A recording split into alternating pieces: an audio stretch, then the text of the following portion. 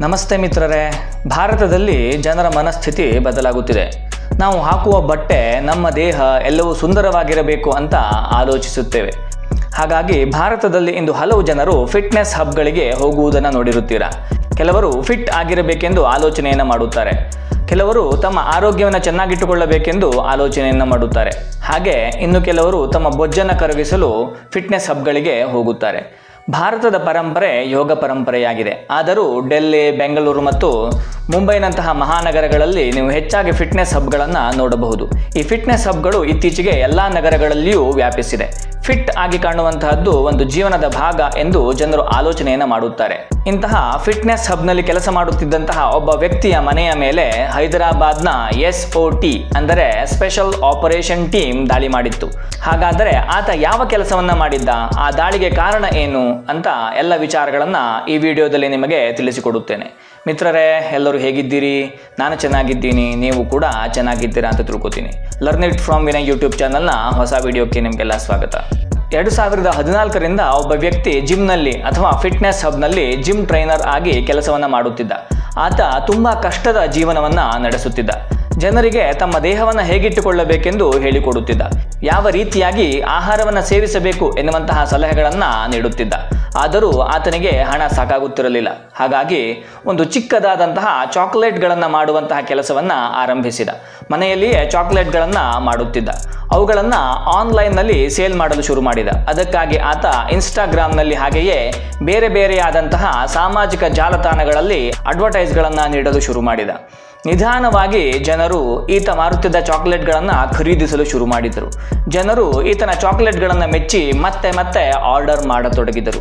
ಈತನಿಗೆ ಬೆಂಗಳೂರು, ದೆಹಲಿ, ಮುಂಬೈ, ಕೋಲ್ಕತ್ತಾದಂತಹ ದೊಡ್ಡ ದೊಡ್ಡ ನಗರಗಳಿಂದ ಆರ್ಡರ್ಗಳು ಬರುತ್ತಿತ್ತು. ಸುಮಾರು 500ರಿಂದ 1800 ರೂಪಾಯಿವರೆಗೂ ಚಾಕ್ಲೇಟ್ನ ಬೆಲೆ ಇರುತ್ತಿತ್ತು. ಪ್ರತಿಯೊಂದು ಬಾಕ್ಸ್ನಲ್ಲಿಯೂ 10 ಚಾಕ್ಲೇಟ್ಗಳು ಇರುತ್ತಿತ್ತು. ಜನರು ಈತನ ಚಾಕ್ಲೇಟ್ಗಳನ್ನು ಇನ್ಸ್ಟಾಗ್ರಾಮ್ ಮೂಲಕ ಕೂಡ ಆರ್ಡರ್ ಮಾಡಬಹುದಿತ್ತು. ಈತ ಜನರನ್ನ ಇಮೇಲ್ ಮೂಲಕ, ಇನ್ಸ್ಟಾಗ್ರಾಮ್ ಮೂಲಕ, ಕೆಲವು ಬಾರಿ ನೇರವಾಗಿಯೂ ಭೇಟಿಯಾಗುತ್ತಿದ್ದ. ಈತನ ಚಾಕ್ಲೇಟ್ನ ರುಚಿಯಿಂದ ಇನ್ಸ್ಟಾಗ್ರಾಮ್ ಫಾಲೋವರ್ಸ್ಗಳು ಕೂಡ ದಿನೇ ದಿನೇ ಜಾಸ್ತಿ ಆಗುತ್ತಾ ಹೋಗುತ್ತಿದ್ದರು. ಈತ ಜಿಮ್ನಲ್ಲಿ ಟ್ರೈನರ್ ಆಗುವುದಕ್ಕಿಂತ ಮೊದಲು ಡೆಕ್ಕನ್ ಮೆಡಿಕಲ್ ಕಾಲೇಜಿನಲ್ಲಿ 2006ರಲ್ಲಿ MBBS ಅನ್ನು ಮುಗಿಸಿ ರಿಸರ್ಚ್ ಕೋಆರ್ಡಿನೇಟರ್ ಆಗಿ ಕೆಲಸವನ್ನ 2014ರವರೆಗೂ ಮಾಡಿದ್ದ. ಆದರೆ ಆ ಕೆಲಸದಿಂದ ಬರುವಂತಹ ಹಣ ಸಾಕಾಗುವುದಿಲ್ಲ ಎಂದು ಜಿಮ್ಗೆ ಸೇರಿಕೊಂಡು ಜನರ ವಿಶ್ವಾಸವನ್ನು ಗಳಿಸಿದ್ದ. ಹಾಗಾದರೆ ಆತನ ಮನೆಯ ಮೇಲೆ ಪೊಲೀಸ್ ರೈಡ್ ಏಕಾಯಿತು? ಏಕೆಂದರೆ ಆತನ ಮೇಲೆ ಹಲವು ಕಂಪ್ಲೇಂಟ್ಗಳು ಬಂದಿತ್ತು. ಒಮ್ಮೆ ಆತನ ಚಾಕ್ಲೇಟ್ ಅನ್ನು ತಿಂದ ಜನರು ಮತ್ತೆ ಮತ್ತೆ ಆರ್ಡರ್ ಮಾಡತೊಡಗಿದ್ದರು. ಇದು ಕೂಡ ಪೊಲೀಸರಿಗೆ ಅನುಮಾನವನ್ನು ಹುಟ್ಟುಹಾಕಿತ್ತು. ಚಾಕ್ಲೇಟ್ಗಳನ್ನು ಮಾರಾಟ ಮಾಡಲು ಈತ ಒಂದು ವೆಬ್ಸೈಟನ್ನು ಓಪನ್ ಮಾಡಬೇಕು ಎಂದು ನಿರ್ಧರಿಸಿದ್ದ. ಕೆಲವರು ಡ್ರಗ್ ಫೆಡ್ಲರ್ಗಳು ಹಾಗೆಯೇ ಇತರ ಕೆಲವರು ಗಾಂಜಾ ಮಾರಾಟ ಮಾಡುವಂತಹ ಜನರಿಂದ ಪೊಲೀಸರಿಗೆ ಮಾಹಿತಿ ಸಿಕ್ಕಿತ್ತು. ಹಾಗಾಗಿ ಪೊಲೀಸರು ಈತನ ಮನೆಯ ಮೇಲೆ ದಾಳಿ ಮಾಡಿದಾಗ ತಿಳಿಯಿತು ಆತ ಚಾಕ್ಲೇಟ್ಗಳಲ್ಲಿ ಗಾಂಜಾವನ್ನು ಸೇರಿಸಿ ಮಾರಾಟ ಮಾಡುತ್ತಿದ್ದಾನೆ ಎಂದು.